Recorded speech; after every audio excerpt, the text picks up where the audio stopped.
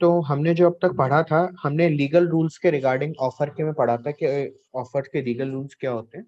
उसके अंदर हमने ये पढ़ा, सबसे पहले हमने ये चीज देखी कि offer must begin with an intention to create a legal obligation. ये मैंने आपको पहले बताई थी ये बात कि कभी भी जो ऑफर होगा उसके अंदर लीगल इंटेंशन आनी बहुत ज्यादा जरूरी है कि मैं लीगल रिलेशनशिप में एंटर होना चाहता हूँ। जस्ट मैं एक डोमेस्टिक रिलेशन के अंदर ये ऑफर नहीं दे रहा हूँ, मेरी इंटेंशन है मैं एक लीगल रिलेशनशिप के अंदर एंटर हूँ और उसी इंटेंशन से मैं आपको ये ऑफर दे रहा हूँ।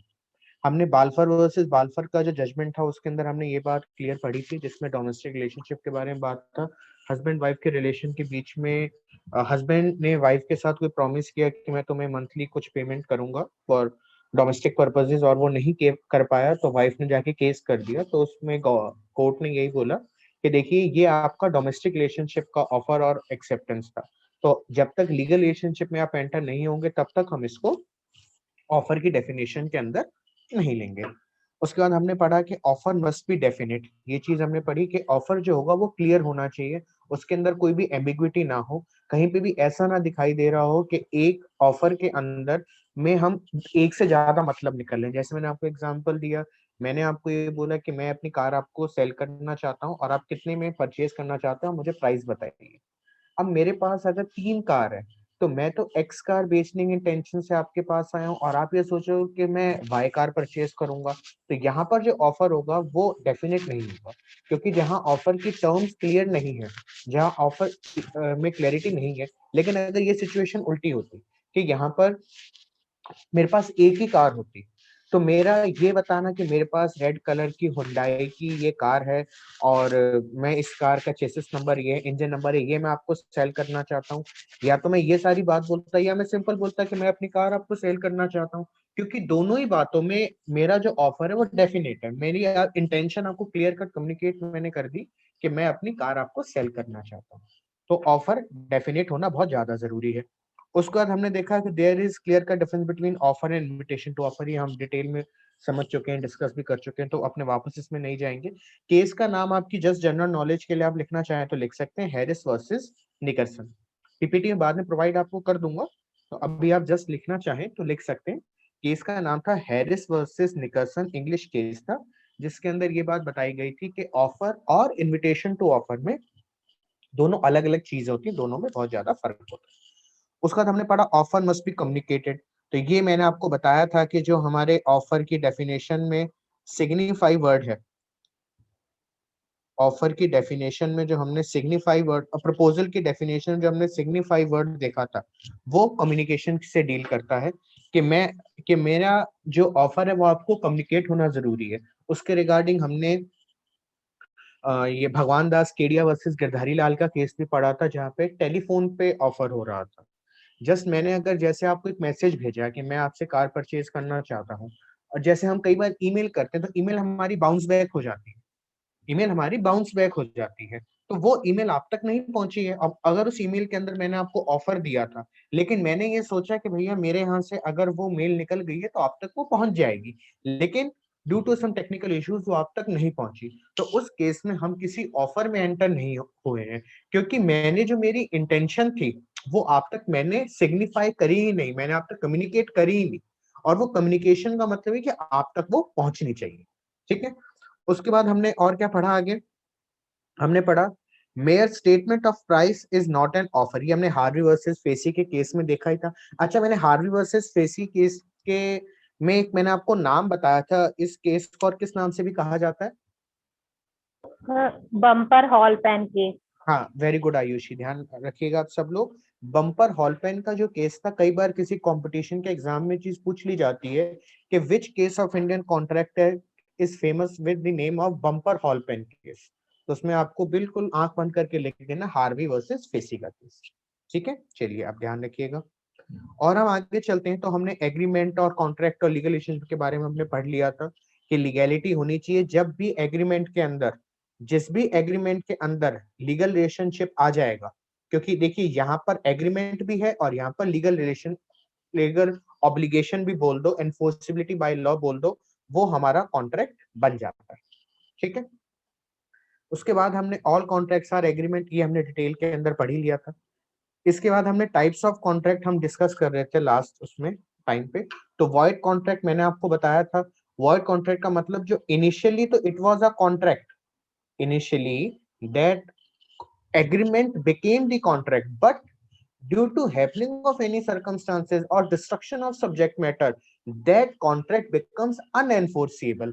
और हमने 2H की डेफिनेशन के अंदर क्या पढ़ा है, हमने 2H की डेफिनेशन में क्या पढ़ा है, an agreement which is enforceable by law is a contract, but here the agreement is a contract, but now it is not enforceable with contract, in that case it becomes void contract। 2G की definition में क्या लिखा है बताइए, 2G की definition में क्या लिखा है इंडियन कॉन्ट्रैक्ट एक्ट के, जो 2G, agreement not enforceable by law is void. तो यहाँ पर अब वो कॉन्ट्रैक्ट तो रहा नहीं, अब वो बन गया एग्रीमेंट, और ऐसा एग्रीमेंट जो कि एनफोर्सेबल बाय लॉ नहीं है, it means it becomes a void contract. इसलिए वॉइड कॉन्ट्रैक्ट की डेफिनेशन में क्या लिखा हुआ है, a contract which ceases to be enforceable. वहां पर ये नहीं लिखा है इट इज नॉट एनफोर्सेबल, जबकि 2G की अगर मैं आपको डेफिनेशन दिखाऊं, देखिए ये शब्दों को ही हमको समझना है कि ये इन शब्दों का मतलब क्या है। अच्छा, जो हमने ये कॉन्ट्रैक्ट एक्ट को जो जिन्होंने ड्राफ्ट किया था और जो इंडियन एविडेंस एक्ट किया था ड्राफ्ट, वो दोनों सेम ही पर्सन थे, ठीक है, जेम्स स्टीफन। फादर लॉर्ड एंसन को कहा जाता है, लेकिन जो ड्राफ्ट हुआ था वो इन्होंने क्या बोलते हैं, एंसन ने तो फादर कहलाते हैं, लेकिन ड्राफ्ट जो थे वो जेम्स स्टीफन ने किया था, ध्यान रखिएगा, ठीक है। चलिए चलिए चलिए, हम ये एडिशनल चीजें आप लिख लीजिएगा। मैं फिर रिपीट कर रहा हूँ, ड्राफ्ट किया था सर जेम्स स्टीफन ने, लेकिन father of Indian contract act कौन कहलाता है, वो लॉर्ड एंसन कहलाता है। जैसे father of Indian evidence act हम बोलते हैं जेम्स स्टीफन को, वैसे यहाँ पे फादर हम इंडियन कॉन्ट्रैक्ट एक्ट को में बोलते हैं लॉर्ड एंसन को, लेकिन ड्राफ्टर जो थे वो थे जेम्स स्टीफन, ठीक है। चलिए हम क्या पढ़ रहे थे, हाँ हम आपको, मैं एक बार डेफिनेशन आपको क्लियर कर रहा था, अब देखिए डेफिनेशन। डेफिनेशन में आप देखें, एफ के अंदर जी के अंदर डेफिनेशन क्या है, यहाँ पर वर्ड है एन एग्रीमेंट, ठीक है, और यहाँ पर वर्ड है कॉन्ट्रैक्ट। इन शब्दों पे ध्यान दीजिएगा, यहाँ पर है कॉन्ट्रैक्ट और वहां पर है एग्रीमेंट।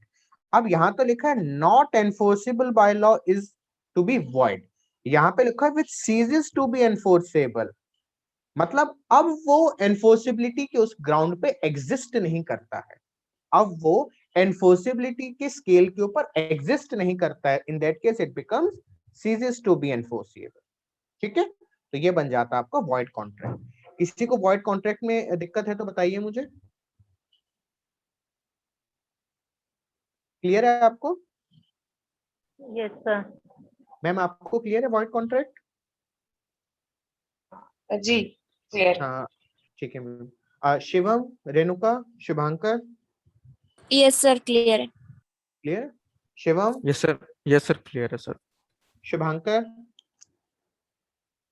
क्लियर है सर। ठीक है, वेरी गुड। चलो अब हमने सेकंड जो हम पढ़ रहे थे वो हम पढ़ रहे थे कंटिंजेंट कॉन्ट्रैक्ट। कंटिंजेंट कॉन्ट्रैक्ट के अंदर हमने क्या पढ़ा था, कंटिंजेंट जो कि किसी हैपनिंग ऑफ इवेंट पे उस कॉन्ट्रैक्ट का परफॉर्मेंस डिपेंड होती है। इसका बेस्ट एग्जांपल मैंने आपको क्या बताया था, इसका बेस्ट एग्जांपल मैंने आपको बताया था इंश्योरेंस। जो इंश्योरेंस के कॉन्ट्रैक्ट होते हैं वो प्रॉपर कंटिंजेंट कॉन्ट्रैक्ट के एग्जांपल होते हैं। यहाँ पर मैं आपको पे करूंगा उस वक्त जिस वक्त आपकी कार का एक्सीडेंट हो जाएगा या आपको कोई मेडिकल दिक्कत आएगी। तो अब यहाँ पर उस कॉन्ट्रैक्ट की जो परफॉर्मेंस है वो किसी एक्ट के ऊपर डिपेंड करती है। अगर वो एक्ट हैपन हो गया तो मैं आपको दे दूंगा, लेकिन यहाँ पर कंटिंजेंट कॉन्ट्रैक्ट में हमेशा ध्यान रखना, अगर मैं आपको देखिए डेफिनेशन दिखाऊं, अभी हम वैसे आगे पढ़ेंगे इस कंसेप्ट को, लेकिन मैं आपको एक बार जस्ट कंटिंजेंट कॉन्ट्रैक्ट की डेफिनेशन एक बार मैं क्लियर कर देता हूँ।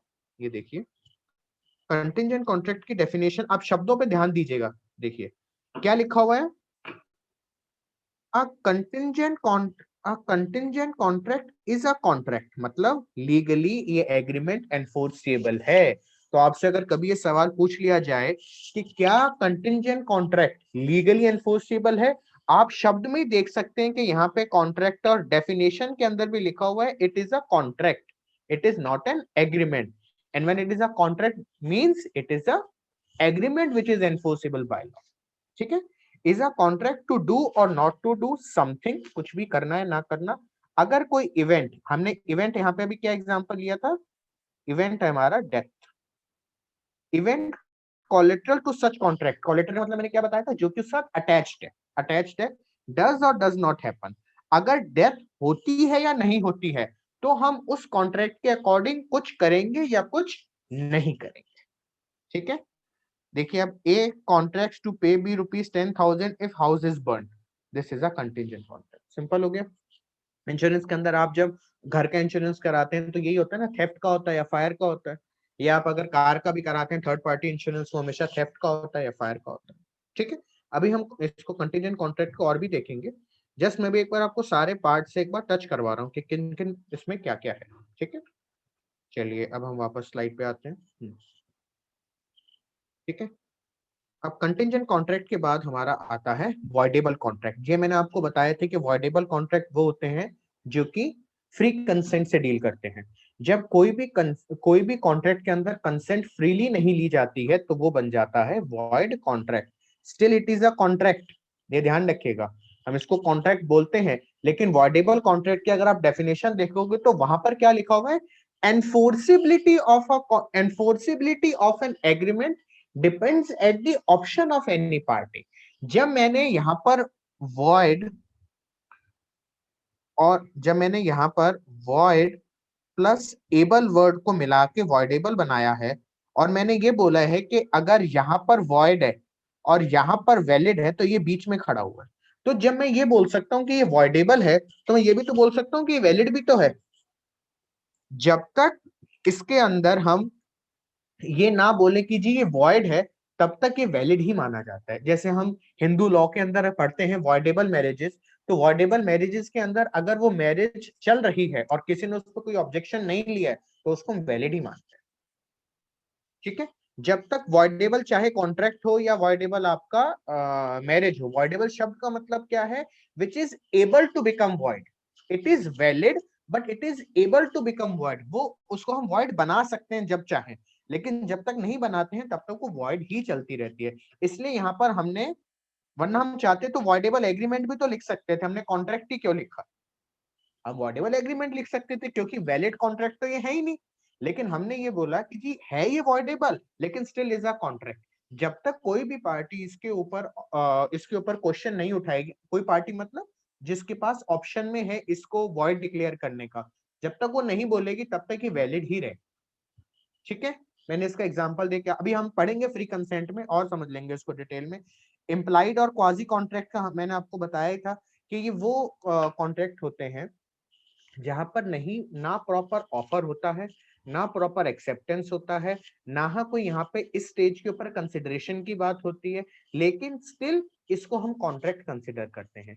वो आपके 68 से 72 के बीच में आता है। मैंने एक एग्जांपल उसके अंदर आपको दिया था कि फाइंडर ऑफ गुड्स का जो होता है कि आज अगर रास्ते में आपको एक पर्स पड़ा मिल गया और आपने फोन करके बता दिया कि जी ये पर्स आपको यहाँ पर पड़ा मिला है और आप मुझसे आके ले जाओ, और उसके बाद वो पर्स लेकर आप भाग जाते हो, तो देखा जाएगा तो आपके ऊपर ब्रीच ऑफ कॉन्ट्रैक्ट का मुकदमा बनेगा।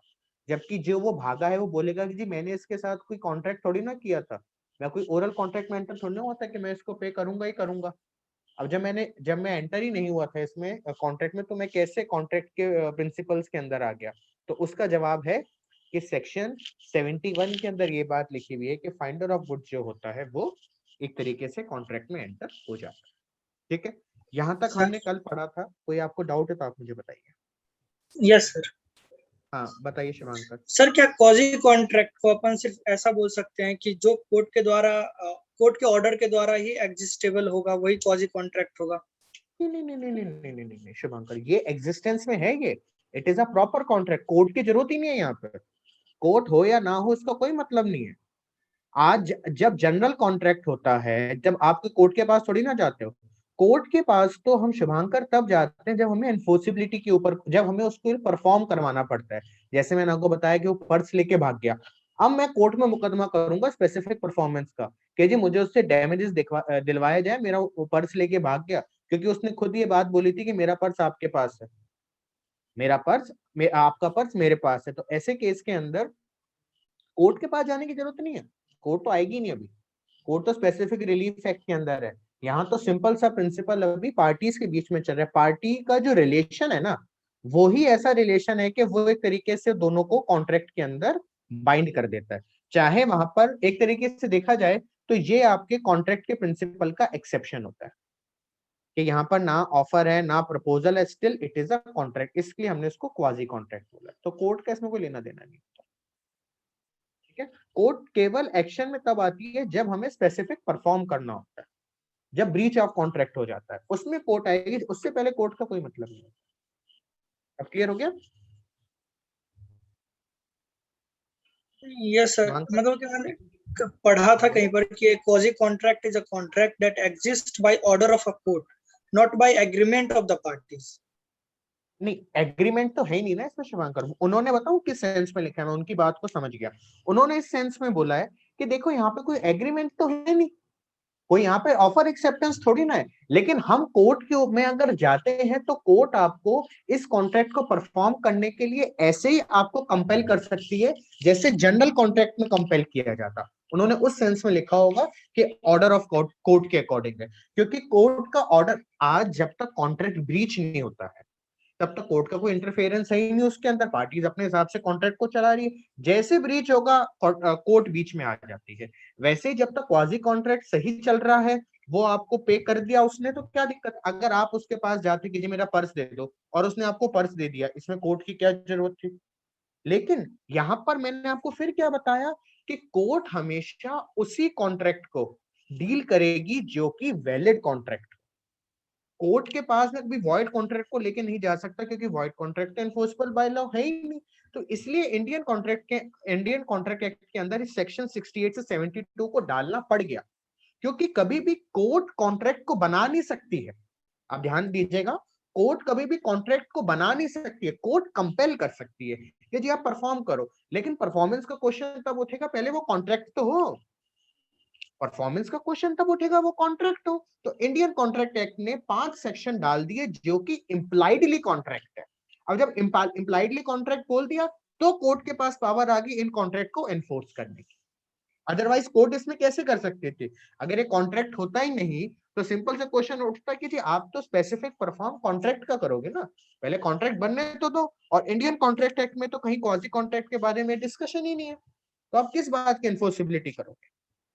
आप समझे? तो इसलिए उन्होंने उस डायरेक्शन में लिख दिया कि कोर्ट ऑर्डर करके इन कॉन्ट्रैक्ट्स को कंपेल कर सकती है परफॉर्म करने के लिए। आप क्लियर हो शिवांकर? Yes sir. ठीक है, और किसी का डाउट? सर चाइल्ड वो- मैरिज, जो चाइल्ड मैरिजेस होते हैं, क्या वो वाइडेबल कॉन्ट्रैक्ट उसको कह सकते हैं? अब तुम शिवांकर डिटेल में जा रहे हो, चलो तुम्हें ये बता देता हूं मैं। सेक्शन 4 पढ़ना, child prevention of child marriage restraint act. उसके अंदर ये लिखा हुआ है कि जो चाइल्ड मैरिज होती है ना, it is always voidable. It is always voidable. मैं शब्द पे ध्यान देना, वॉइडेबल होती है। ऑल्दो अगर आप हिंदू सक्सेशन एक्ट के सेक्शन 10 के अंदर जाते हो, सेक्शन 11 के अंदर जाते हो जो कि वॉइड मैरिज की बात करता है, तो उसने एज वाले पॉइंट के ऊपर वॉइड माना है उसको। लेकिन अगर आप चाइल्ड मैरिज रिस्ट्रेंट एक्ट मानते हो तो उसके अंदर लिखा हुआ है कि जी हम केवल जो शादी करने वाले लोग हैं उनको ही हम दोषी बनाएंगे, मतलब जो पेरेंट्स या गार्जियन है जिन्होंने वो शादी कराई है, बाकी कोई और उसके अंदर लाइबल नहीं होगा। क्योंकि जब आपने उसको चाइल्ड ही मान लिया तो फिर और हमने सेक्शन 82 83 में क्या पढ़ा है आईपीसी के अंदर कि 7 साल से 12 साल से कम के बच्चे का अपराध किया तो उसको तो हम गिल्टी मानते ही नहीं है। तो फिर आप उस चाइल्ड मैरिज के लिए उस बच्चे को क्या कहोगे? और इंडियन कॉन्ट्रैक्ट एक्ट तो ये बोलता है कि 18 से कम का बच्चा जो चाइल्ड है, वो जो कैपेसिटी ऑफ हम capacity to enter into contract पढ़ते हैं, वहां तो 18 माइनस बच्चे, 18 माइनस पर्सन को हम चाइल्ड मानते हैं। और चिल्ड्रन कभी भी अपने एक्ट के लिए लाइबल हो ही नहीं सकता। कॉन्ट्रैक्ट के केस में तो आप उसको कुछ कह ही नहीं सकते। तो चाइल्ड मैरिज के केस के अंदर अगर मैं आपको एक लाइन में बताऊं तो चाइल्ड मैरिज का जो मैटर होता है ये वैसे वॉइडेबल होता है एज पर सेक्शन 3 या सेक्शन 4 था, मुझे एग्जैक्टली याद नहीं आ रहा, लेकिन सेक्शन 4 या सेक्शन 3-4 में से एक कोई सेक्शन था जिसमें लिखा हुआ था कि अगर चाइल्ड मैरिज होती है तो पेरेंट्स ही लाइबल होते हैं, और उन्होंने चाइल्ड मैरिज को वॉइडेबल बोला है। उन्होंने चाइल्ड मैरिज को वॉइडेबल बोला है। जबकि हिंदू मैरिज एक्ट के अंदर, मतलब हिंदू मैरिज एक्ट अगर वो है तो उसमें उन्होंने 18 और 21 का जो लगाया है उसमें उन्होंने उसको वॉइड बोला है। लेकिन चाइल्ड, क्योंकि चाइल्ड मैरिज रिस्ट्रेंट एक्ट क्या है, हिंदू मुस्लिम सिख ईसाई पे वो सब पे अप्लाई हो रहे हैं, लेकिन हिंदू मैरिज एक्ट तो केवल और केवल उसके चाइल्ड के ऊपर अप्लाई, वो हिंदू मैरिज केवल हिंदूज पे अप्लाई हो रहा है।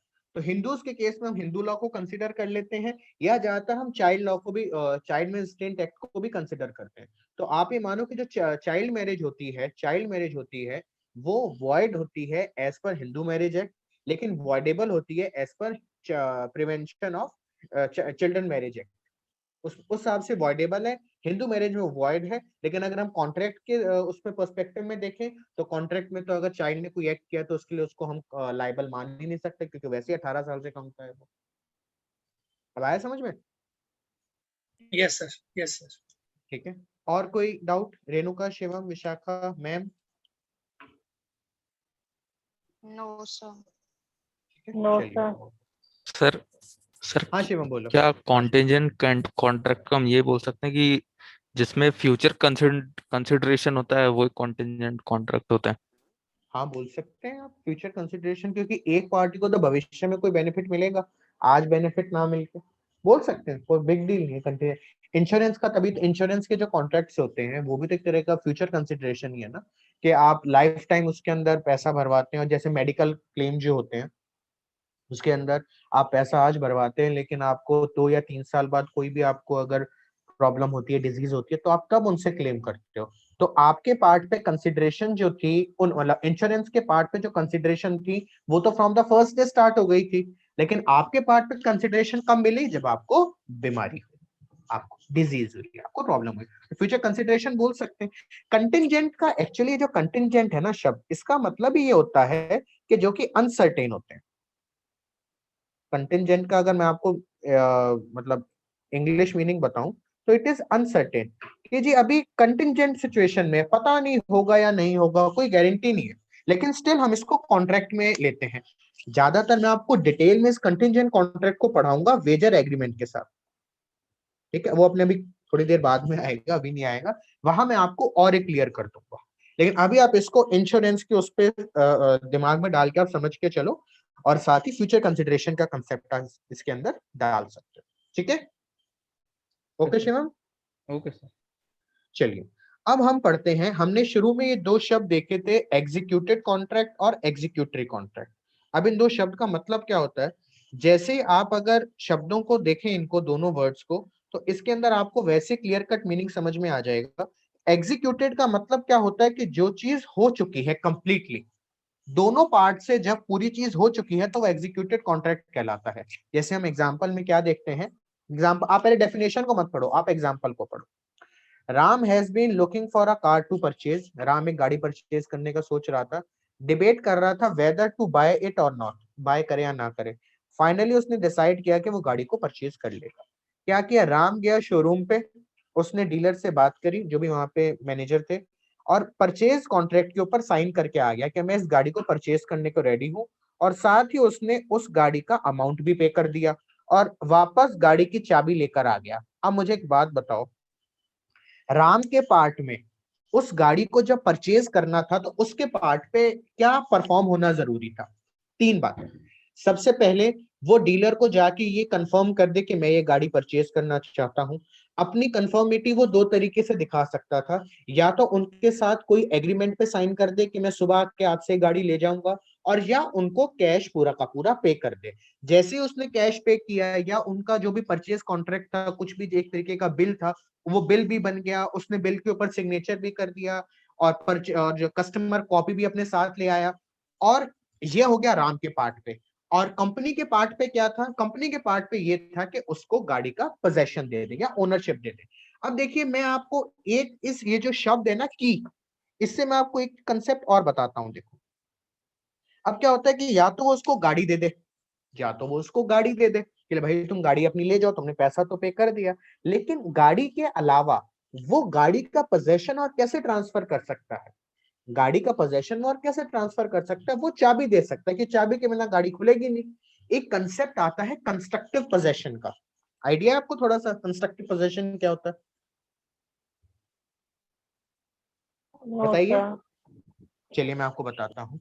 कंस्ट्रक्टिव पोजेशन का मतलब क्या होता है कि जहां पर आपका पोजेशन आपको, एक देखिए आज सिंपल सी बात है, आज मैं आपको बोलूं कि मैंने आपको फॉर एग्जांपल मोबाइल बेचना है, ठीक है, मोबाइल बेचना है, तो मैं आपको मोबाइल कैसे बेच सकता हूं कि मैं आपको मोबाइल आपके हाथ में दूंगा और आपसे पैसा ले लूंगा। तो मैंने क्या किया कि उस मोबाइल का जो भी पोजेशन था वो मैंने आपके हाथ में रख दिया, मैंने आपके हाथ में वो मोबाइल का पोजेशन रख दिया। लेकिन अगर ये चीज उल्टी हो कि मुझे आपको घर बेचना है, अब मैं घर आपको कैसे बेच सकता हूं, मैं घर तो आपके ऊपर आपके हाथ में रख नहीं सकता, तो मैं क्या करता हूं, घर देने की बजाय मैं आपको उसकी चाबी दे देता हूं। जब मैंने आपको गाड़ी दी और सर जब मैंने आपको मोबाइल दिया, तो मैंने एक तरीके से मोबाइल का एक्चुअल पोजेशन आपके पास रख दिया, मोबाइल का एक्चुअल पोजेशन मैंने आपको दे दिया। मतलब मेरे पोजेशन देने के साथ साथ मैंने एक्चुअली वो चीज भी आपको दे दी, पोजेशन देने के साथ साथ मैंने आपको एक्चुअली भी वो चीज दे दी, मोबाइल मैंने आपके हाथ में रख दिया। लेकिन वहीं जब कार परचेज करने की, कार को आप कार सेल करने की बात थी या मकान सेल करने की बात थी, तो मैं आपको हाथ में नहीं दे सकता। मैं क्या करूंगा, मैं उस गाड़ी की चाबी या मकान की चाबी मैं आपको दे दूंगा। और यहाँ पर गाड़ी की चाबी या मकान की चाबी देने का मतलब ये होता है कि मैंने उस कार या उस मकान का कंस्ट्रक्टिव पोजेशन आपको दे दिया, मैंने उस कार या मकान का कंस्ट्रक्टिव पोजेशन आपको दे दिया, वो कहलाता है कंस्ट्रक्टिव पोजेशन। और जहां पर मैं एक्चुअली आपके हाथ में कोई चीज रखता हूं वो कहलाता है एक्चुअल पोजेशन। ये आपके वैसे ट्रांसफर ऑफ प्रॉपर्टी का बात है, लेकिन ये कीज शब्द मैंने देखा तो मुझे लगा आपके मन में शायद ये सवाल ना आ जाए कि सर चाबी देने से थोड़ी ना गाड़ी उसकी होगी, इसलिए मैंने आपका डाउट रेज ना हो उससे पहले ही मैंने आपका क्लियर कर दिया कि कंस्ट्रक्टिव पोजेशन और एक्चुअल पोजेशन ये बहुत इंपॉर्टेंट कंसेप्ट है। ये आपने ट्रांसफर ऑफ प्रॉपर्टी एक पढ़ा और आपने कंस्ट्रक्टिव और एक्चुअल पोजेशन को नहीं पढ़ा, तो आपने बहुत बड़ी इंपॉर्टेंट चीज छोड़ दी। आप ध्यान रखिएगा, एक्चुअल पोजेशन का मतलब होता है, अगर हम शब्द में ही उसका मीनिंग देखें, तो when you actually transfers the possession of a thing to another person.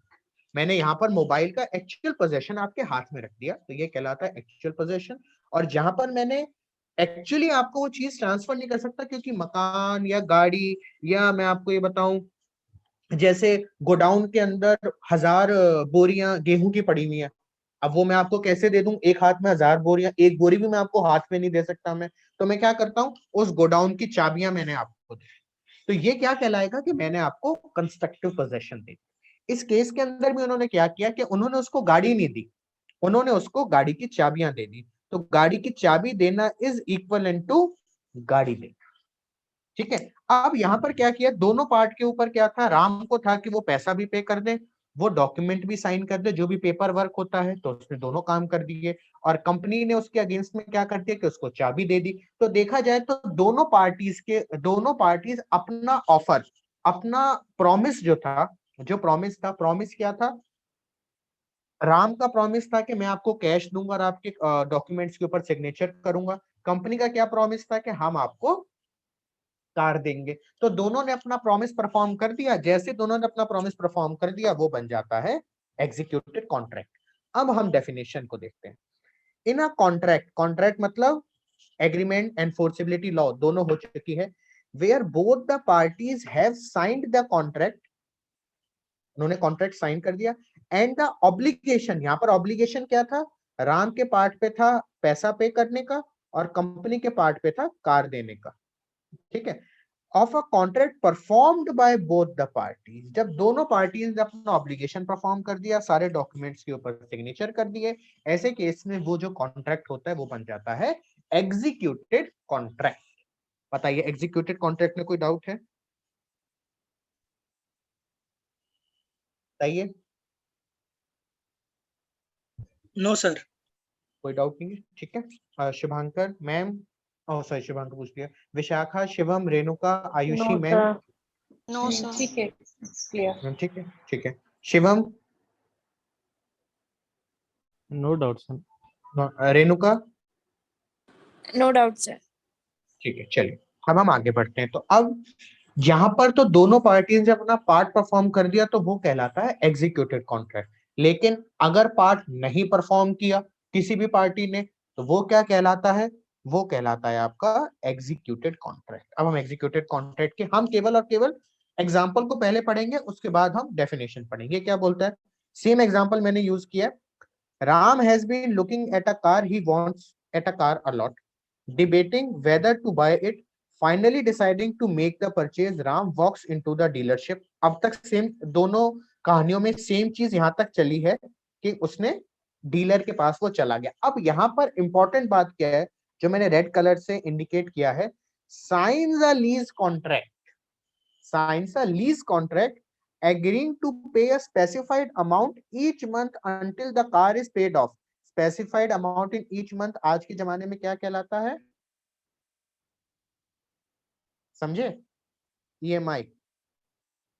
और ही returns the car at the end of the lease, कुछ 5 या 4 साल के लिए ली है, उसके बाद वो गाड़ी उसको वापस कर देगा, या उस लीज में जो है उसको वापस कर देगा, until the car is either paid off or returned, the terms of the contract have not been fulfilled।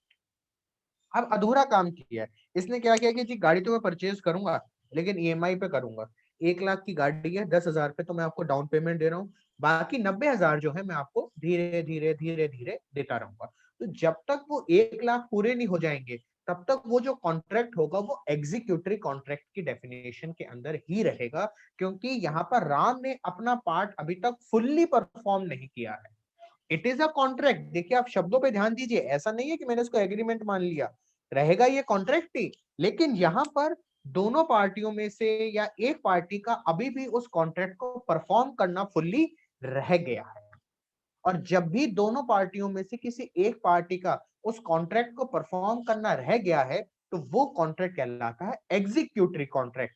मतलब वो contract which has to be executed, still it is not executed, क्योंकि अभी तक दोनों से परफॉर्म होना है।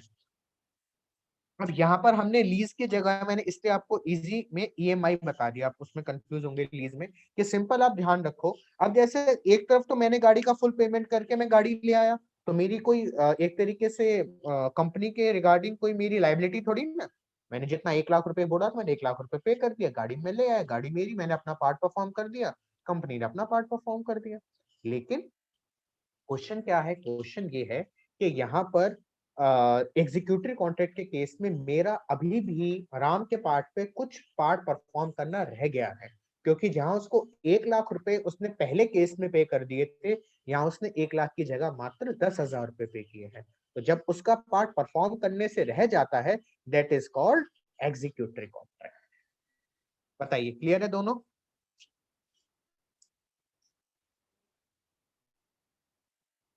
बताइए। Yes sir, clear. सर एक ये- बार और इसको थोड़ा एक्सप्लेन कर दो। अभी कर देता हूँ आयुषी, कोई दिक्कत नहीं। देखो, यहाँ इस शब्द के ऊपर ध्यान रखना, शब्द है एग्जीक्यूटरी। एग्जीक्यूटरी मतलब क्या होता है, which is to be executed, but till now it is not executed. Executed का मतलब क्या है कि कंप्लीट हो गया दोनों पार्ट्स में। जैसे ऊपर वाले केस में हमने क्या देखा था, ऊपर वाले केस में हमने ये देखा था कि राम जब डीलर के पास गया कार को परचेज करने के लिए, तो उसने पूरा का पूरा अमाउंट पे कर दिया।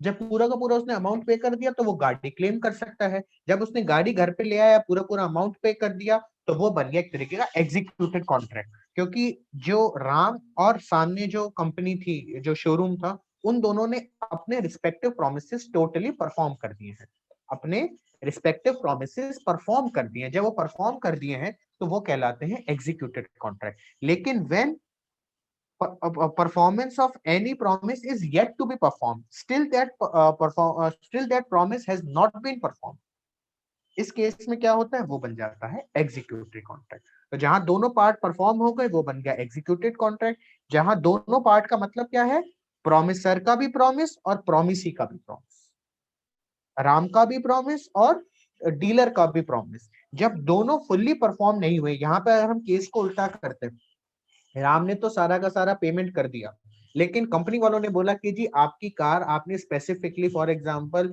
चेरी रेड कलर के अंदर डिमांड करी है। अब वो चेरी रेड कलर हमारे पास नहीं है, हमारे पास व्हाइट है, ब्लैक है, ब्लू है, लेकिन मैंने बोला मुझे तो चेरी रेड कलर में चाहिए। तो वो क्या करते हैं कि सर आप पेमेंट अभी सारा का सारा कर जाओ, हम आपको 1 महीने के अंदर वो दे देंगे। अब वो जो 1 महीने का पीरियड है, वो 1 महीने के पीरियड के लिए वो कॉन्ट्रैक्ट एग्जीक्यूटरी कॉन्ट्रैक्ट रहेगा, क्योंकि अब तक डीलर ने अपना परफॉर्मेंस अपना प्रॉमिस परफॉर्म नहीं किया है। लेकिन देखा जाए तो राम ने तो अपना प्रॉमिस परफॉर्म कर दिया है। लेकिन अगर राम भी इस केस में कहता है कि सर ऐसा नहीं है, आप गाड़ी मंगाओगे 50% तो मैं अभी पे कर रहा हूँ और 50% मैं बाद में पे करूंगा, तो भी वो एग्जीक्यूटरी होता। मतलब अगर दोनों पार्टीज ने अपना प्रॉमिस नहीं परफॉर्म किया तो भी वो एग्जीक्यूटरी रहेगा, और अगर एक पार्टी ने परफॉर्म कर दिया तो भी एग्जीक्यूटरी रहेगा। लेकिन जब दोनों पार्टीज ने परफॉर्म कर दिया तो वो बन जाएगा एग्जीक्यूटेड। अब बताइए, ये सर क्लियर है। ठीक है। चलिए अब हम आगे बढ़ते हैं, वो सेम बात है एग्जीक्यूटिव। अब हम थोड़ा सा कॉन्ट्रैक्ट की तरफ बढ़ते हैं। अब तक हमने एग्रीमेंट को डिटेल में पढ़ लिया, हमने आपके कंसिडरेशन को भी एक बार देख लिया, हमने वॉइडेबल क्या होते हैं वो भी पढ़ लिया, हमने ऑफर एक्सेप्ट प्रपोजल और एक्सेप्टेंस भी पढ़ लिया। अब हम आते हैं कि किसी भी कॉन्ट्रैक्ट के असेंशियल्स क्या क्या होते हैं। तो किसी भी कॉन्ट्रैक्ट के एसेंशियल सबसे पहले होंगे intention to create legal relationship. ये आपको पता ही है, ये हम पढ़ चुके हैं बालफर के केस के अंदर। अपने को ये ज्यादा समझने की जरूरत है नहीं, क्योंकि हम उसको पहले ही समझ चुके हैं। बालफर का केस हमने देखा ही था। सेकंड हमारे सामने आता है प्रपोजल। प्रपोजल भी जरूरी है, क्योंकि ये मैंने क्या बताया आपको, कॉन्ट्रैक्ट तो सबसे आखिरी की स्टेज है। पहले कॉन्ट्रैक्ट है, कॉन्ट्रैक्ट से नीचे एग्रीमेंट प्लस लीगल एनफोर्सिबिलिटी है, ठीक है। इससे नीचे आता है आपका प्रॉमिस, प्रॉमिस होगा ना, और प्रॉमिस के साथ होगी आपकी कंसीडरेशन, और इन दोनों से पहले आएगा प्रपोजल। यही तो है ना सीरीज, ऐसे ही तो चलता है। सबसे पहले प्रपोजल, उसके बाद प्रॉमिस, प्रॉमिस कंसीडरेशन मिली, कंसीडरेशन के अंदर एग्रीमेंट आया, एग्रीमेंट में लीगली एनफोर्सेबिलिटी आई और कॉन्ट्रैक्ट बन गया। यही तो है ना। Excuse me, sir. हाँ हाँ बोलिए। Sir, I'll have to cut the call. So I request everyone to rejoin with the same link. So ठीक is है, everyone okay. comfortable with it? Hello. ठीक है सर, हाँ अभी कर लेते हैं। Ayushi, Shivam, Shubhankar. Yes sir. Yes, sir. Yes, yes. So please connect to it immediately once again. Okay. Thank you. ठीक है, तो हम यही पढ़ रहे थे। तो हमारे सामने क्या चल रहा था कि सबसे पहले हमारे सामने कॉन्ट्रैक्ट होता है। कॉन्ट्रैक्ट से मतलब कॉन्ट्रैक्ट की जो पहली स्टेज है वो है agreement plus legal enforceability. Agreement और लीगल एनफोर्सेबिलिटी से पहले की जो स्टेज है, मेरी आवाज आ रही है आप लोगों को साफ? Yes sir. इससे पहले की जो स्टेज है वो स्टेज हमारी आती है प्रॉमिस। ये हमने पढ़ लिया, प्रॉमिस आती है। प्रॉमिस से पहले की स्टेज, प्रॉमिस के साथ कंसिडरेशन का होना जरूरी है। जब प्रॉमिस और कंसिडरेशन बनेगी तो ही वो एग्रीमेंट बनेगा, और प्रॉमिस से पहले की स्टेज कहलाती है प्रपोजल। तो प्रपोजल इस, मैं आम भाषा में कहूं तो प्रपोजल एक तरीके का फाउंडेशन स्टोन है। प्रपोजल एक तरीके का फाउंडेशन स्टोन है टू मेक अ कॉन्ट्रैक्ट। क्योंकि सबसे पहले हम प्रपोजल से शुरू करेंगे, प्रपोजल के बाद हम जाएंगे एक्सेप्टेंस में, एक्सेप्ट होते वो बन जाएगा प्रॉमिस, और जैसे ही प्रॉमिस होगा प्रॉमिस के साथ हमें चाहिए कंसिडरेशन। जैसे ही प्रॉमिस और कंसिडरेशन आपस में मिलेंगे हमारा बन जाएगा एग्रीमेंट। एग्रीमेंट के अंदर जैसे ही मैंने लीगल एनफोर्सिबिलिटी डाल दी तो वो लीगल एनफोर्सिबिलिटी कन्वर्ट होकर बन जाएगी कॉन्ट्रैक्ट के अंदर। That's why proposal is the essential element of a valid contract, because it is a foundation stone for a contract. ठीक है, इसके बाद हमने पढ़ा कंसिडरेशन। कंसिडरेशन हमने जो डेफिनेशन के अंदर पढ़ा था, हमने ये पढ़ा था कि कंसिडरेशन हमेशा ये है कि मैं आपके कॉन्ट्रैक्ट में एंटर हूं तो मुझे क्या बेनिफिट मिलेगा। Why I should consider your offer और why should I consider your proposal. तो ये जो कंसिडरेशन है ये हमने पढ़ा था कि ये प्रेजेंट में भी हो सकती है, ये पास्ट में भी हो सकती है और ये फ्यूचर में भी हो सकती है। और साथ ही ये कंसिडरेशन जो है वो किसी एक्ट के लिए भी हो सकती है, ये कंसिडरेशन एक्ट में भी हो सकती है, ये कंसिडरेशन प्रॉमिस में भी हो सकती है, और ये कंसिडरेशन एब्स्टिनेंस में भी हो सकती है। एक्ट का बेस्ट एग्जांपल क्या है कि आप मुझे 10 रुपए दो, मैं उसके अगेंस्ट में आपको कुछ भी आर्टिकल या बिस्किट्स का पैकेट दूंगा। तो यहाँ पर आपके लिए कंसिडरेशन क्या है, वो बिस्किट का पैकेट, उसका बिस्किट का पैकेट आपको देना is an act and which is a consideration for you. Second आता है प्रॉमिस। प्रॉमिस के अंदर क्या बात हो जाती है कि आपने ए ने बी को ये बोला कि मुझे मेरा मकान सेल करना है, बी ने ये बोला कि ठीक है मैं आपका दोस्त हूं, मैं आपका मकान सेल करा दूंगा, लेकिन ए ने ये बोला बी को कि मैं आपको कुछ देखो ब्रोकरशिप नहीं दे सकता हूँ, तो जो भी आपका हो। बोले नहीं यार तुम दोस्त हो, तुमसे मैं क्या लूंगा। बी ने वो मकान सी को बेच दिया। अब इसके अंदर अगर आप ध्यान से देखो तो कॉन्ट्रैक्ट 3 हुए हैं, A versus B. Contract 2 contract हुए, A versus B and second is A versus C. A versus B के बीच में तो कॉन्ट्रैक्ट हुआ था एजेंट का, क्योंकि बी एक तरीके से ए का एजेंट बना था उस मकान को बेचने के लिए, और ए और सी के बीच में जो कॉन्ट्रैक्ट हुआ है वो है सेल एंड परचेज का, कि मैं आपको सेल कर रहा हूं, आप मेरा परचेज कर रहे हो। सेल एंड परचेज वाले एग्रीमेंट में जो कि ए और सी का एग्रीमेंट था, उसमें कंसिडरेशन क्या थी? उसमें कंसिडरेशन ए के लिए तो था उस मकान की वैल्यू, और सी के लिए था वो मकान, तो दोनों के लिए। तो ए के लिए भी एक्ट हो गया और बी के लिए भी, सी के लिए भी एक्ट हो गया। लेकिन जो ए वर्सेस बी का जो कॉन्ट्रैक्ट हुआ था उसमें कंसिडरेशन क्या है? उसमें कंसिडरेशन ए के पार्ट पे तो ये कंसिडरेशन है कि आप मेरे मकान को बिकवाओगे, और बी के पार्ट पे कंसिडरेशन क्या है कि मैं आपका मकान बिकवा रहा हूं और ये प्रॉमिस मैं आपके साथ कर रहा हूं कि मैं आपके मकान को किसी ना किसी से सेल करा दूंगा। तो बी के लिए यहाँ पे जो कंसिडरेशन है वो केवल प्रॉमिस है जो उसने ए के साथ किया है कि मैं आपका मकान सेल आउट करा दूंगा। और ए के लिए कंसिडरेशन क्या है? ए के लिए कंसिडरेशन है कि मेरा मकान भी सेल आउट करा देगा। तो यहाँ पर जो ये प्रॉमिस है ये बन जाता है कंसिडरेशन। तो यहाँ पर बी के लिए कंसिडरेशन होगा, ठीक है। और दूसरा है एब्स्टिनेंस। एब्स्टिनेंस का मतलब हमने पढ़ा था किसी भी काम करने से रोका। ए ने बी को 100 रुपए दे दे कि कल तुम दिल्ली में नहीं जाओगे, ठीक है।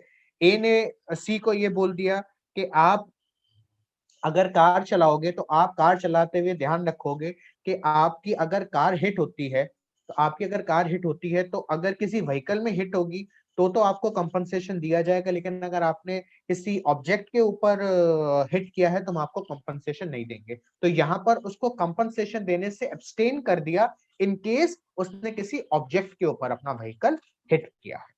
तो कंसिडरेशन जो होती है हमेशा ध्यान रखना वो एक्ट के ऊपर भी हो सकती है, कंसिडरेशन एक्ट के लिए भी हो सकती है, कंसिडरेशन कोई एक्ट भी हो सकता है, कंसिडरेशन कोई भी एक तरीके से आपका प्रॉमिस भी हो सकता है, और कंसिडरेशन एब्स्टिनेंस भी हो सकती है। अब जब ए ने बी को ये बोला कि मैं आपको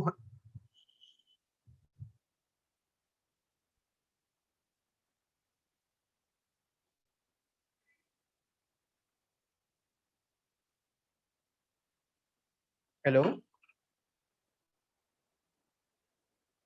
यस सर, आवाज आ रही हाँ है सर। आ स्क्रीन रही है सर आवाज। अच्छा अच्छा स्क्रीन नहीं शेयर हो रहा सर अभी। स्क्रीन भी शेयर हो रहा है, you are not visible, that's all. मेरी पीपीटी थोड़ा ना दिख रही मैम आपको? नहीं स्क्रीन दिख रहा है सर, हाँ अभी ठीक है सर, अभी सब ठीक पीपीटी आ रही है मेरी आपको? है। हाँ जी आ रही है। पीपीटी आ रही है, चलिए एक सेकंड। तो ये जो होता है हमारा टोटल, इस कंसेप्ट के ऊपर हम डील करते हैं कि क्या हमारा क्या बोलते हैं, कंसिडरेशन एक्ट के रिगार्डिंग भी हो सकती है, कंसिडरेशन ऑब्जेक्ट के रिगार्डिंग भी हो सकती है, कंसिडरेशन एक्ट के रिगार्डिंग हो सकती है, प्रॉमिस के रिगार्डिंग हो सकती है, एब्स्टिनेंस। मैं आपको एब्स्टिनेंस का एग्जांपल दे रहा था। अब ए ने बी को ये बोला कि मैं आपको 100 रुपीज दे रहा हूं और आपको जाकर आपको दिल्ली नहीं जाना है, तो इसमें कंसिडरेशन बी के लिए तो ये हो गई कि आपको क्या बोलते हैं दिल्ली नहीं जाना है, तो उसको तो 100 रुपए मिल गए। लेकिन इसमें ए के लिए कंसिडरेशन क्या है? ए के लिए कंसिडरेशन है बी का ना जाना, तो यहाँ पे उसके लिए एब्स्टिनेंस कंसिडरेशन हो गई और बी के लिए 100 रुपए कंसिडरेशन हो गई। आगे हम कंसिडरेशन को अभी डिटेल में आगे पढ़ेंगे, अभी जस्ट मैं आपको वैसे बता रहा हूँ कि कंसिडरेशन भी काफी इंपॉर्टेंट होता है। बिना कंसिडरेशन के कभी भी कोई भी एग्रीमेंट कॉन्ट्रैक्ट नहीं बन सकता है। इसका बस एक ही एक्सेप्शन है, वो है 25 सेक्शन, वो हम अभी आगे देखेंगे। अभी आप ये ध्यान रखें कि किसी भी एग्रीमेंट को कॉन्ट्रैक्ट में कन्वर्ट होने के लिए उसको उसमें कंसिडरेशन होना बहुत ज्यादा जरूरी है। अब हम आगे देखते हैं। अब कंसेप्ट आता है फ्री कंसेंट का। देखिए फ्री कंसेंट का नाम में ही आप देखें, यहाँ इसको आप दो तरीके से तोड़ ले, पहला है फ्री और दूसरा है कंसेंट, ठीक है। फ्री कंसेंट के केस में देखिए क्या होता है, फ्री कंसेंट में कि आप कंसेंट अपनी दे रहे हो। एक्चुअली जो कंसेप्ट कंसेंट है ये आपका सेक्शन 13 के अंदर आपकी कंसेंट केवल। अगर आप सेक्शन 13 देखेंगे, देखिए मैं आपको दिखा देता हूं, ये देखिए, ये स्क्रीन में दिख रही ना आपको, पीडीएफ आपको शेयर हो रहा है ना सबको? पीडीएफ तो सर। नहीं हो रहा, हम वही पेज पे हैं, essential elements of valid contract पे। वही, चलो एक सेकंड, अह, अब आ गया मैम? अब शेयर हो रहा है मैम? No sir. वही पुराना स्क्रीन ही है सर, जो आपके वो 6 पॉइंट्स वाला स्क्रीन था, वही शेयर हो रहा है, if it is the same screen that you are sharing. नहीं, एक बार, अब स्क्रीन शेयर हुआ मैम? देखिए,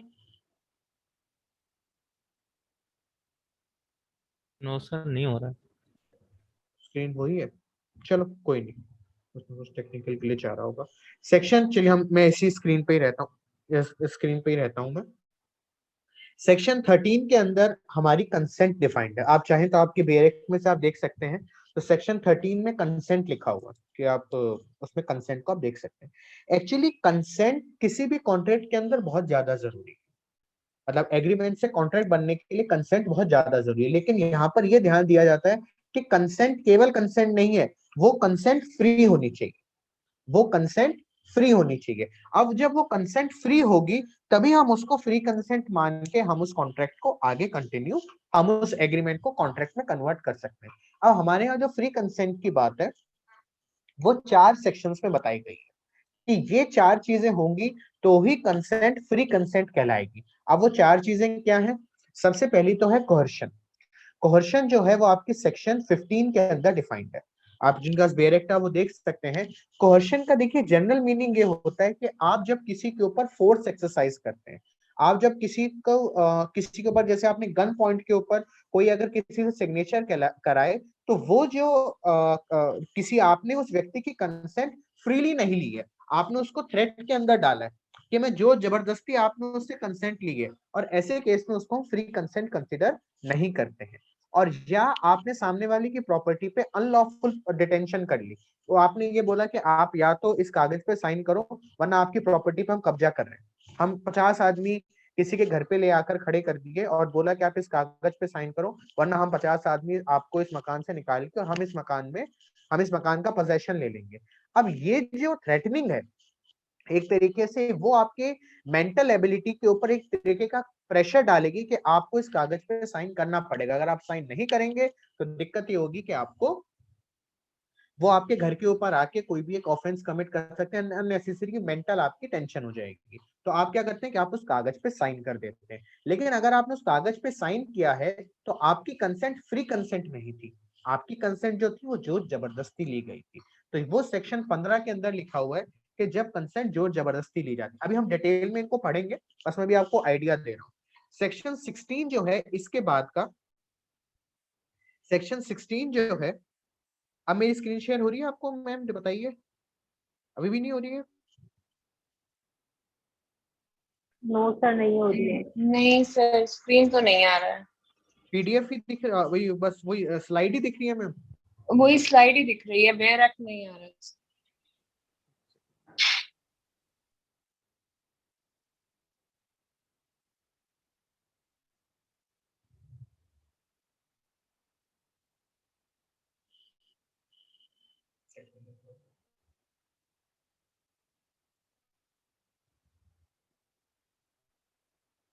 अभी स्क्रीन ही आ रही मैम बस आपको, वो पीपीटी वाली?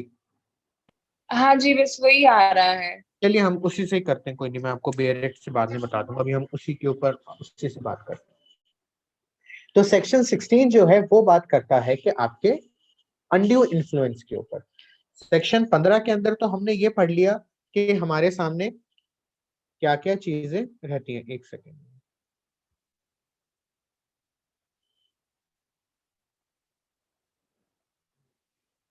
चलिए कोई नहीं। अब सेक्शन 16 को जब हम देखते हैं तो उसके अंदर लिखा हुआ है अनड्यू इन्फ्लुएंस। तो जब सामने वाला पर्सन आपके ऊपर इन्फ्लुएंस एक्सरसाइज करता है, इन्फ्लुएंस एक्सरसाइज करने का मतलब क्या है कि वो आपको एक तरीके से कंपेल कर रहा है आपकी फ्री विल से अगेंस्ट में जाने के लिए। जैसे मैंने आपको ये बताया था कि फादर और सन का जो रिलेशन है, तो फादर अपने सन को कंपेल कर रहा है कि आप इस डॉक्यूमेंट के ऊपर साइन करो, और वहीं अगर फादर सन नहीं है तो कोई गुरु और चेले का ऐसा रिलेशन, ठीक है। इसके गुरु चेले के रिलेशन के ऊपर आप चाहें तो एक केस लिख सकते हैं। मैं आपको केस का नाम बताऊं, मनु सिंह वर्सेस उमादत्त पांडे। मनु सिंह वर्सेस उमादत्त, मैं रुकिए आपको यहाँ पे चैट बॉक्स मैं आपको यहाँ लिख के दिखा देता हूँ। मनु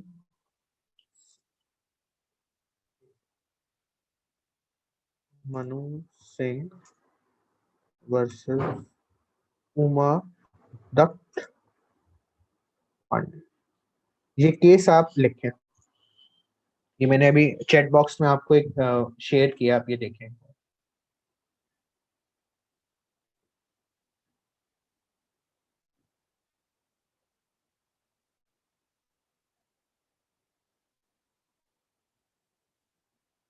ये देखा आपने case Manu Singh versus Umadatt Pandey? Yes sir.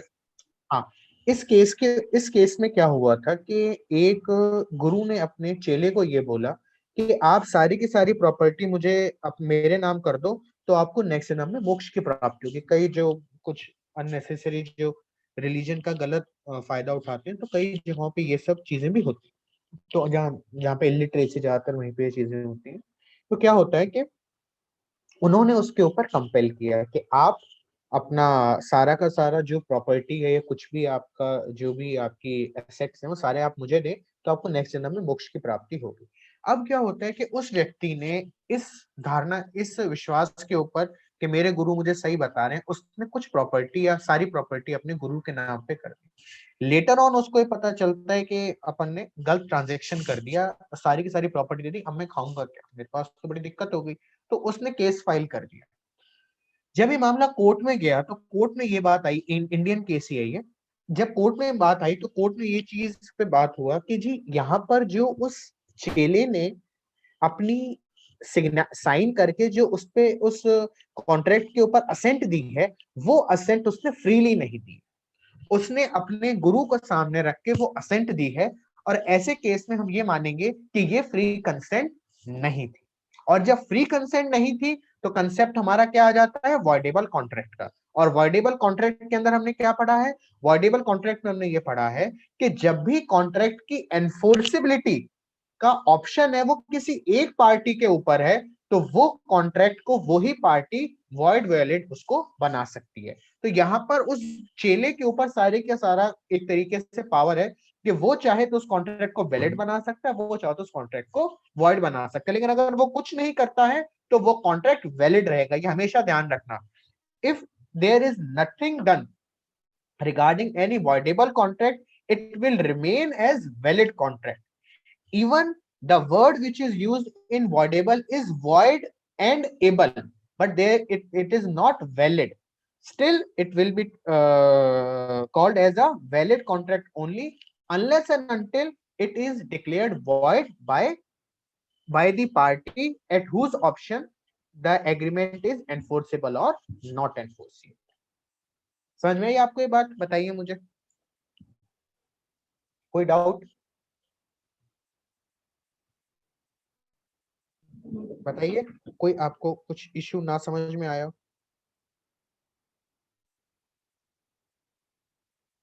मेरा बेरेक अब देखा आपको शायद? Yes sir. अब आ गया ना? हाँ सर, अब विजिबल। काफी देर की मेहनत होगी सक्सेसफुल। चलिए ठीक है, अब देखिए यहाँ पर हम क्या पढ़ते हैं, अनड्यू इन्फ्लुएंस को थोड़ा सा हम समझ लेते हैं आज इसको।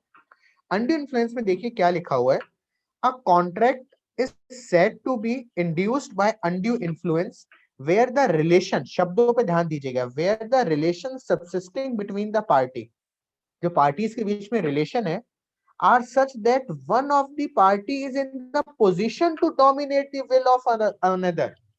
एक पार्टी उस हैसियत में है, उस पोजीशन में है कि वो सामने वाले की विल को, उसकी सोच को डोमिनेट कर सकती है। डोमिनेट कैसे कर सकती है कि अगर जैसे मैंने आपको ये बोल दिया कि आपकी 1 लाख रुपए की कोई कार है और मैं उसको 50,000 में परचेज करना चाहता हूँ, और आप कहते हो सर 50,000 रुपए मैं आपके लिए क्यों अननेसेसरी का लॉस बियर करूं, तो मैं क्या लाइन बोलूंगा, अपने टीचर से तुम प्रॉफिट लोगे क्या? तो अब क्या किया मैंने, ये लाइन बोलते ही आपकी जो प्रॉफिट कमाने की इच्छा थी वो मैंने खत्म कर दी। अब आप क्या होगे, सर ठीक है चलो आपसे क्या प्रॉफिट कमाना है, हम आपको 50,000 रुपए कम पे ही ये चीज प्रोवाइड कर देते हैं। ठीक है, अब तो मैंने क्या किया, मैंने आपकी विल को डोमिनेट कर दिया। आपकी 1 लाख रुपए की जो सोच थी उसको मैंने डोमिनेट कर दिया, और आगे देखिए बात यहाँ पे खत्म नहीं हुई है। Dominate the will of the another and uses that position to obtain the unfair advantage over the other। अब मैंने क्या किया, मैंने आपके ऊपर विल एक्सरसाइज करके एक अनफेयर एडवांटेज ले ली। अनफेयर एडवांटेज कैसे ले ली, 1,00,000 की चीज मैंने आपसे 50,000 रुपए में खरीदी, it is called unfair advantage. तो जब भी मैंने अपनी इन्फ्लुएंस एक्सरसाइज करके आपसे एक अनफेयर एडवांटेज ले लिया और आपकी विल को मैंने डोमिनेट कर दिया, तो ये जो कंसेप्ट है ये कहलाता है अनड्यू इन्फ्लुएंस। बताइए, थोड़ा सा आपको आइडिया, अभी ये इतना और पढ़ा है, लेकिन मैं आपको जब ये फ्री कंसेंट डिटेल में लूंगा तो बताऊंगा, अभी बस मैं आपको एक आइडिया दे रहा हूँ। यहाँ तक क्लियर है? बताइए। यस सर क्लियर है। जी सर। ठीक है, शुभांकर क्लियर है सर। ठीक है, मैम सर एक बार हाँ रिपीट जी। कर दीजिए सर, मेरी मैं भी बता आवाज देता चली गई। हूँ, शिवम अभी बता देता हूँ, कोई दिक्कत नहीं है। देखो मैं क्या बता रहा हूँ, मैं बता रहा हूँ आपको अनड्यू इन्फ्लुएंस, जो कि फ्री कंसेंट का एक तरीके से, कंसेंट फ्रीली नहीं ली गई है, it means consent undue influence के थ्रू ली गई।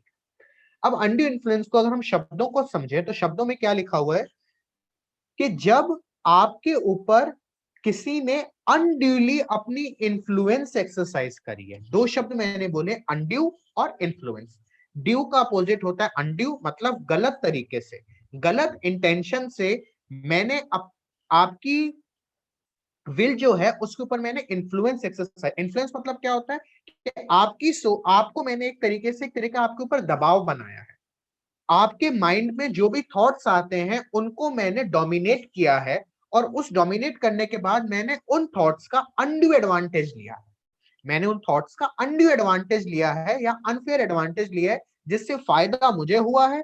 और अनफेयर एडवांटेज मैं कब लूंगा, अनफेयर एडवांटेज मैं आपका तब ले पाऊंगा जब आपको किसी ट्रांजेक्शन में तो घाटा हो रहा है और मुझे उस ट्रांजेक्शन में फायदा हो रहा है। अगर ये जो एग्जांपल मैंने 1 लाख रुपए की कार का दिया, अगर यही कार मैं आपसे अगर 1.5 लाख में परचेज कर रहा हूँ, अगर यही कार मैं आपसे 1.5 लाख में परचेज कर रहा हूँ, तो क्या मैंने आपके ऊपर अनड्यू इन्फ्लुएंस एक्सरसाइज किया है? मैंने तो आपकी कॉस्ट से आपको ज्यादा पे किया है, तो मैंने आप पे अनड्यू इन्फ्लुएंस एक्सरसाइज नहीं किया है। लेकिन जहां 1 लाख रुपए की चीज को मैंने 50,000 में परचेज किया है, वहां पर मैंने अपना इन्फ्लुएंस एक्सरसाइज किया है। अब हम इस डेफिनेशन को फटाफट देख लेते हैं। A contract is said to be influenced। देखिए यहाँ पर वर्ड क्या लिखा है, कॉन्ट्रैक्ट, मतलब इन्होंने यहाँ पर इसको एग्रीमेंट नहीं माना है, इन्होंने इसको कॉन्ट्रैक्ट माना है, क्योंकि मैंने क्या बोला है कि ये वॉइडेबल कॉन्ट्रैक्ट है, ना कि ये वॉइड एग्रीमेंट है, क्योंकि वॉइडेबल एग्रीमेंट तो कुछ होता ही नहीं, हमने पढ़ा है। हमने इसको वैलिड कॉन्ट्रैक्ट की ही ब्लॉक में डाला है, अनलेस एंड अनटिल इसको वॉइड नहीं डिक्लेयर किया जाता। ठीक है, a contract is said to be induced by, induce मतलब एक तरीके से इंड्यूस, बहकावे में लाकर, इंड्यूस होता है बहकावे में लाकर, उत्प्रेरित करना, अगर मैं और डिटेल में जाऊं तो इंड्यूस करना होता है उत्प्रेरित करना, बहकावे में लाकर, by undue influence where the relation subsisting between the party. अब क्या है, आपके जो रिलेशन है इसके अंदर, पार्टीज के जो रिलेशन है जो वो सब्सिस्ट कर रहे हैं पार्टीज के बीच में, उनमें से एक जो है, one of the party, important दीजिए, subsisting between the parties are such that one of the party is in a position, उनमें से कोई एक पार्टी इस पोजीशन में है जो कि सामने वाले की विल को डोमिनेट कर सकती है ऑफ अनदर, और केवल विल को डोमिनेट करना नहीं है, डोमिनेट करके अपनी पोजीशन का अनफेयर एडवांटेज जब उठाते हैं तो वो कहलाता है अनड्यू इन्फ्लुएंस। तो मैंने क्या किया, मैंने आपको बोला कि 1 लाख रुपए की चीज है, आप मुझे 50,000 में दे दो। आपने कहा सर 50,000 का घाटा कैसे सहूं, तो मैंने एक ही चीज बोली, अपने आप टीचर से पैसा थोड़ा ना लोगे। तो जैसे मैंने ये लाइन बोली, आपकी 1 लाख रुपए में जो प्रॉफिट कमाने की सोच थी मैंने उसको खत्म कर दिया, और मैंने कहा मुझे तुम लॉस बियर करके ये प्रॉपर्टी दो। तो क्या किया मैंने, आपकी 1 लाख की बिल को तो डोमिनेट किया, और साथ ही मैंने अपनी टीचर की पोजीशन का अनफेयर एडवांटेज उठा लिया, आपको 50,000 रुपए का घाटा दे।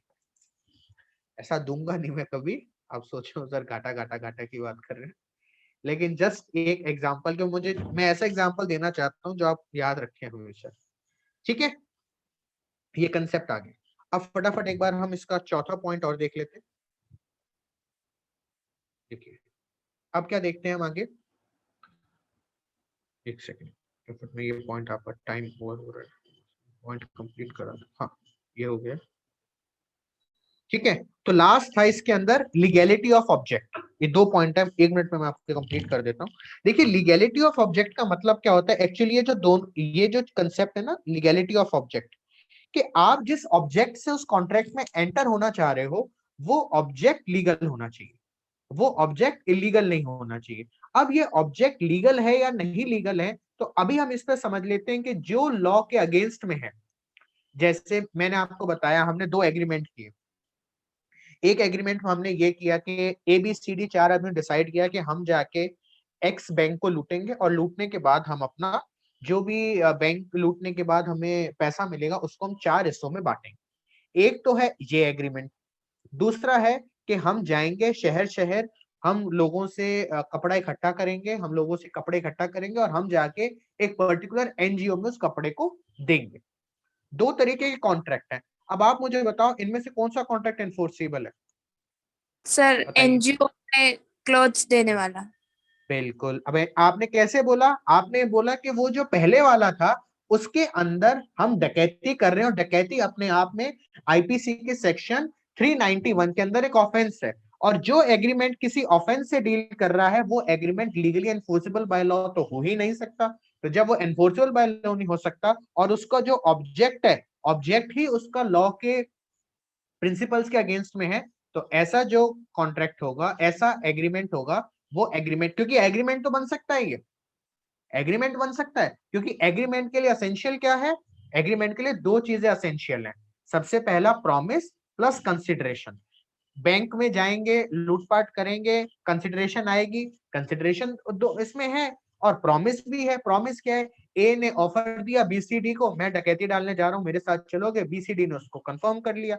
Eight the stage of agreement there is no point of legality, but at the stage of contract there is agreement plus legal enforceability. इसलिए लीगैलिटी ऑफ ऑब्जेक्ट हम सेक्शन 23 के अंदर देखते हैं। जब सेक्शन 23 हमें अलाउ करता है तो ही हम उसको एज पर 23 हम उस ऑब्जेक्ट को लीगल मानते हैं। अदरवाइज अगर सेक्शन 23 से उस कॉन्ट्रैक्ट, उस एग्रीमेंट का ऑब्जेक्ट हिट होगा तो वो कॉन्ट्रैक्ट कभी नहीं बनेगा। बेस्ट एग्जांपल भी आपने खुद दिया, डकैती का केस है, अब वो IPC के प्रोविजन के अगेंस्ट में है, तो ऐसे ऑब्जेक्ट को हम, ऐसे एग्रीमेंट को जो कि ऐसा ऑब्जेक्ट लेकर आ रहा है उसको हम कॉन्ट्रैक्ट नहीं बनने देंगे, क्योंकि कॉन्ट्रैक्ट जैसे ही आपने बोल दिया अब आपको उसको एनफोर्स करवाना पड़ेगा। एनफोर्स कराने का मतलब क्या है कि अगर वो चारों उस डकैती के में जो भी चीजें, डकैती में जो भी पैसा रिसीव हुआ है, अगर वो उसका डिस्ट्रीब्यूशन नहीं कर पा रहे हैं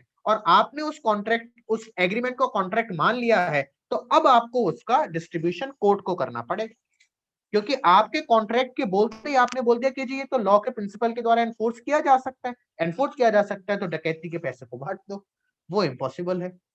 तो इसलिए ऑब्जेक्ट वो हिट हो जाएगा और वो एग्रीमेंट की स्टेज पे ही रह जाएगा। और लास्ट हमारा आता है कैपेसिटी टू कॉन्ट्रैक्ट।